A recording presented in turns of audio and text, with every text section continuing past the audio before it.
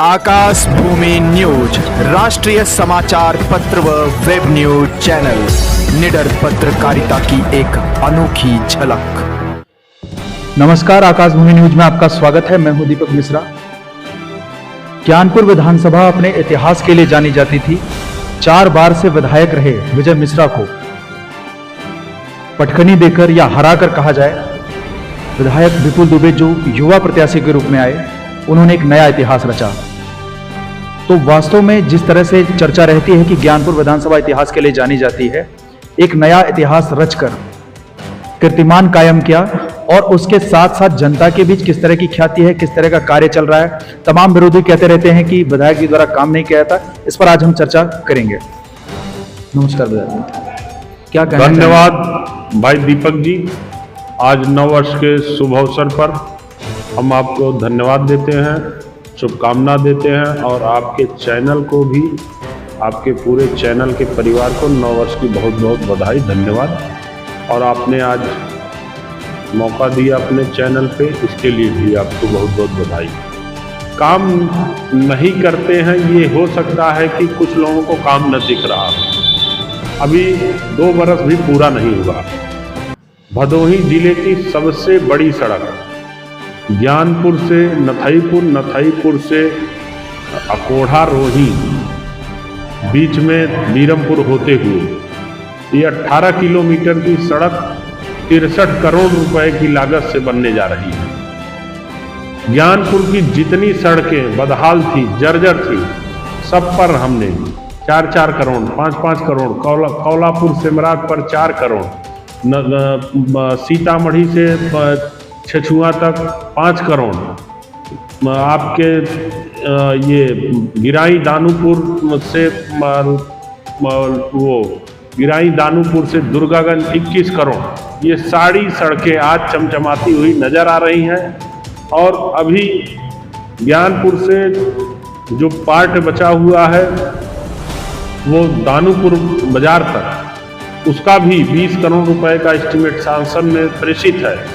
जितनी विशेष मरम्मत की सड़कें जो कभी भूतो न भविष्यो, कभी विशेष मरम्मत पे आप पता कर लीजिएगा, ज्ञानपुर विधानसभा में 1 करोड़ रुपया भी साल में नहीं मिलता था। 15-15 करोड़ रुपया ज्ञानपुर में आ चुका है। सारी सड़कों पर काम लगे हुए हैं। नहर की पटरियां हो, चाहे नहरों की खुदाई का काम हो, सब आप पहले नहर की खुदाई केवल कागजों पे होती थी। आज वो नहर की खुदाई आप देख रहे होंगे, सारी नहरों पे खुदाई का काम चल रहा है। और नहर की पटरियां भी जो बरसों से एक बार केवल बन करके आज 15 साल पहले छूट गई थी, उनकी हालत बहुत जर्जर थी। सारी नहर की पटरियां एकदम चाक चौबंद, 70-70, 80-80 लाख रुपए से नहर की पटरियों पर काम हुआ है। चाहे वह भगवानपुर रजवाहा हो, चाहे वह मेन सड़क रही हो, मेन रजवाहा रहा हो, चाहे वो डीग रजवाहा रहा हो। अभी डीग के छछुआ में 3 करोड़ की लागत से नहर की पटरी का काम चल रहा है। तो जो भी माता सीता समाहित स्थल पे 4 करोड़ रुपए की लागत से भव्य कॉरिडोर का निर्माण हो रहा है। जहां भी नई परियोजनाएं जो भी हैं, उस पर भी काम शुरू होने जा रहा है। तो ये विकास, विरोधी लोग जो होते हैं वो यही इसी तरीके से आपका प्रचार प्रसार करते रहते हैं, उसमें कोई चिंता की बात नहीं। ये क्या माना जाए कि एक आपकी गलत छवि बनाने की कोशिश की जा रही है क्षेत्र में, कि केवल निमंत्रणों में जाते हैं, लोगों के यहाँ जाते हैं, काम नहीं करते हैं। ये किस तरह की छवि, ये क्यों? ज्ञानपुर विधानसभा का प्रतिनिधि होने के नाते ज्ञानपुर की जनता ने हमारे पर विश्वास जताया और उस विश्वास पर खरा उतरने का मैं पूरा प्रयास करता हूँ। दिन रात उनकी सेवा में लगे रहने का काम करता हूँ। जवाबदेही ज्ञानपुर विधानसभा के प्रति मेरी है और उस जनता के प्रति जो जवाबदेही है, निश्चित तौर पर मैं उसको पूरा करने का काम करता हूँ। और अगर सुख दुख में उनके पहुँचता हूँ तो लोगों के पेट में दर्द हो रहा है। ऐसा दर्द उन लोगों को हो रहा है जो कभी किसी का हाल चाल नहीं लिए, कभी किसी के दरवाजे पे नहीं गए। मैं जितने भी ज्ञानपुर विधानसभा के निवासी हैं, जो जब भी कभी कोई याद करता है तो उनके दरवाजे पे पहुंचने का काम करता हूँ। जनपद में पक्का पुल के निर्माण की बात आई तो ये कहा गया कि अनुप्रिया पटेल के सौजन्य से बना, यहाँ के प्रतिनिधियों ने प्रयास नहीं किया। इसमें कितनी सच्चाई है? नहीं, अनुप्रिया पटेल चूंकि उस बार की सांसद हैं, मैं इस बार का विधायक हूँ। आप पेपर पर देख लीजिए, जो प्रस्ताव जाता है वो राज्य सरकार से पुल बन रहा है, न कि केंद्र सरकार से। केंद्र सरकार की परियोजनाएं अलग चलती हैं, राज्य की परियोजनाएं अलग चलती हैं।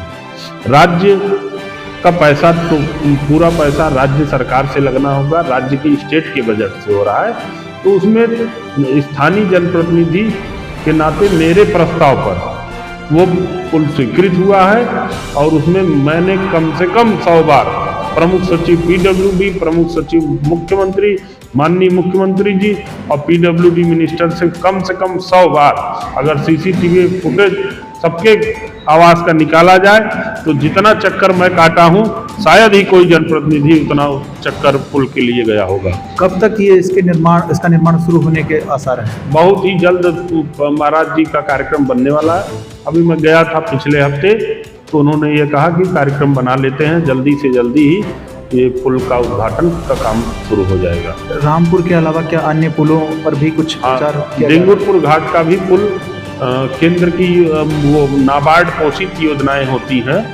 नाबार्ड पोषित योजनाएं जो राज्यों को नाबार्ड पैसा देता है उससे होती है, तो वो नाबार्ड पोषित योजना में वो डेंगुरपुर घाट का पुल है और स्टेट बजट से इसका, दोनों योजनाएं अलग अलग योजनाओं में पैसा जिन योजनाओं में आता रहता है, तो पुल संकल्पित है कि पुल दोनों बनवा करके ही हम रहेंगे और उसमें कोई दो राय नहीं है, पुल बनेगा दोनों। एक सवाल और, ये राम मंदिर का निर्माण लगभग पूरा हो चुका है, एक आज और रामनवमी पे उस पर उत्सव भी है, क्या कहना चाहेंगे इसके बारे में? देखिए, भारतीय जनता पार्टी का गठन जब हुआ, आदरणीय अटल जी पहले राष्ट्रीय अध्यक्ष बने, उन्होंने ही गठन किया।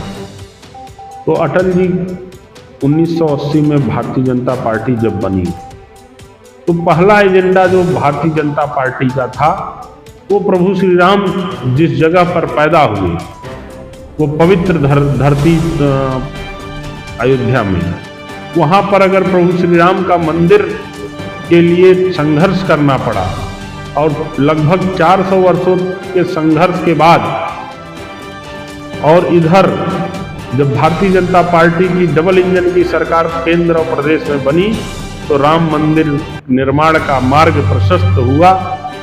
उसके लिए देश के यशस्वी प्रधानमंत्री नरेंद्र मोदी जी और उत्तर प्रदेश के यशस्वी मुख्यमंत्री योगी आदित्यनाथ जी का ही धन्यवाद देना है। और उन्हीं के प्रयासों का आज फल मिल रहा है कि जो हमारे देश में भव्य और दिव्य प्रभु श्री राम का मंदिर 22 जनवरी को समर्पित हो जाएगा, उसका शिलान्यास हो जाएगा। इंडिया गठबंधन के लिए क्या कहना चाहेंगे? 2024 में इंडिया गठबंधन भारतीय जनता पार्टी के लिए या एनडीए गठबंधन के लिए कितनी बड़ी चुनौती बनकर सामने आएगा? इंडिया गठबंधन में एक अनार 100 बीमार लोग हैं और सबको प्रधानमंत्री की कुर्सी ही दिख रही है। और निश्चित तौर पर इससे बड़ा गठबंधन पिछली बार जब सपा बसपा का हुआ था 2019 में उत्तर प्रदेश में, तब भी हम लोग 65 सीटें प्राप्त किए। इन जो सपा बसपा 15 सीटों पर सिमट गई। तो निश्चित तौर पर किसी गठबंधन का कोई असर नहीं पड़ने वाला है।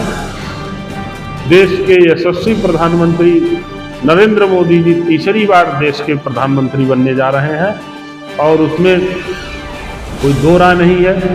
उत्तर प्रदेश अब 80 की 80 सीटें देने को तत्पर है।